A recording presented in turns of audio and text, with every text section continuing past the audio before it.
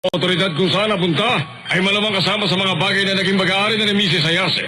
Kaya nung nanumbalik ang alaala ni Mr. Hayase at bigla siya nagbalik sa bahay niyo, hindi mo malaman ang gagawin mo kaya pinatay mo siya para maitago mo lahat ng pera para sa sarili mo. Teka, sigurado ko ba sa lahat ng sinabi mo, Mr. Mori?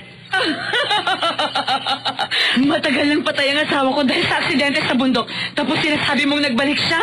Bakit may patunay ka ba? Wala na ako may papakitang patunay dahil tinapon mo na ang lahat ng pag-aari ng asawa mong si Mr. Hayase. Tumawag ka pa nga ng mga profesional na tagalinis para linisin ang buong bahay at pati ang kotse mo. Para wala matira na fingerprints sa buhok niya rito, sinigurado mo napakalinis ang lahat. Sa madaling salita, wala ka namang ebidensya para patunayan yan. Hindi ba? Subalit sa pamamagitan ng mga bagay na natagpuan sa paligid ng biktima nung siya'y tinapon ay may koneksyon pa rin sa'yo at sa bahay.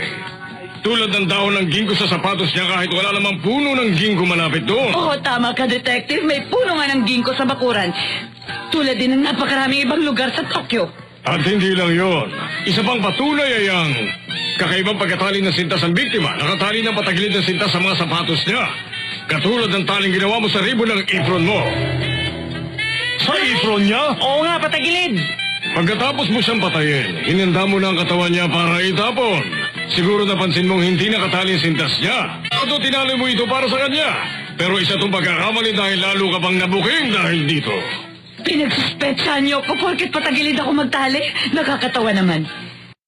Hindi na ako tatanggap ng ano pa mga insulto. Dadalhin ko na ito sa korte kung kinakailangan. Naku, Papa! Oy, Mori! Sigurado ka ba sa mga pinagsasabi mo? Wala ka pang ebidensya. Meron pa, dito pala nagsisimula ang tuloy na pagbubunyag. Ran, tumayo ka sa harap ng painting. Ako po? Oo. Okay. Dito po ba sa harap mismo? Oo, ganyan nga.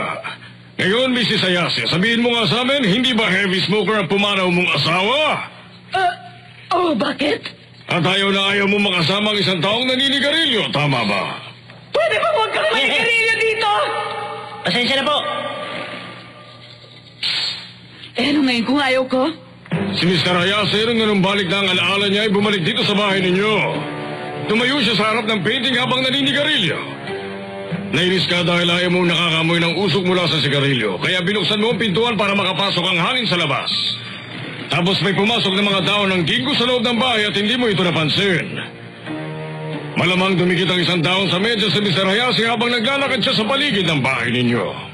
Pero paano mo nalaman na naninigarilyo si Mr. Hayase habang nakatingin siya sa painting nang bumalik siya sa bahay? May burn mark sa ibabaw ng mesa dito sa living room na nasa harap mismo ng painting.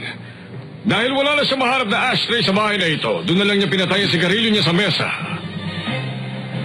Huwag mong sabihin, yun lang ang grandeng pagpapatunay na sinasabi. Pwede ba huwag mong akong patawanin, Detective? Mrs. Hayase, hindi ba nearsighted ang asawa mo? Oo.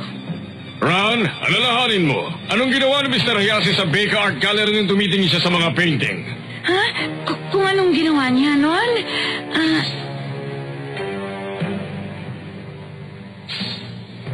Lumapit siya sa painting ng ganito. Tigil! Oh, bakit? Anong problema? Naintindihan ko na! Ang fingerprints na nandito! Fingerprints? Sinasabi mo bang may naiwan pang fingerprint dito sa bahay? Akala ko bang pinalinis niya ang lahat ng bahagi ng bahay at kotse para walang maiwan kahit na isang fingerprints? Tama. Tumawag pa nga siya ng mga profesional na tagalinis. Pero, Inspector, isipin mo muna itong mabuti. Ang mga professional tulad nila ay hindi magtatangka na punasan ng isang painting na hindi naka-frame. Sa bagay, tama ka nga.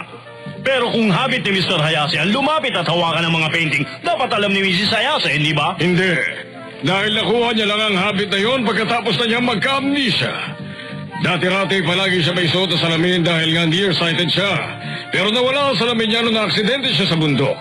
Kaya hindi na niya makita na maayos sa mga bagay-bagay magmula na mawala yon. At para makita niya ng mabuti ang mga painting, nasanay siyang lumalapit at hinahawakan ito. Nung pumunta si Mr. Hayase sa bahay at ginawa niya yon, malamang hindi yun nakita ni Mrs. Hayase dahil tumalikod siya para buksan ang pintuan at palabasin ang usok mula sa sigarilyo. Masyado siyang abala ng mga oras na yon at hindi niya napansin ang maliit na bagay na yon. Ganun pala, kaya pala hindi niya nakita. Mrs. Hayase, paano napunta ang mga fingerprints ng biktima sa painting na sabi mong binili mo 2 araw pa lang nakalilipas? Ibaliwanag mo nga sa amin? Pumunta nga siya dito. Tama lahat ng sinabi ng detective kanina. Tapos pinatay ko siya. Pinainom ko siya ng kape na may sleeping pills. Pagkatapos saka ko siya sinakal. Pero bakit dun mo itinapon sa ilalim ng tulay kung saan madaling makita ng mga ibang tao? Dahil nainip na ako at gusto ko na siyang itapon. Nung naipa siyang patay na siyang tagal ko pang naghintay bago ko nakuha ang perang na-embezzled. Pero kapag nalaman nilang buhay siya kahit may amnesia pa siya o wala, siguradong iimbestigahan siya. Baka kunin pa nila sa akin yung pera. Ayoko mangyari yun. Ayokong makilala bilang ang asawa ng lalaking kriminal at ayoko na magdusa. Ang perang yun ay akin. Gagamitin ko yun para sa sarili ko.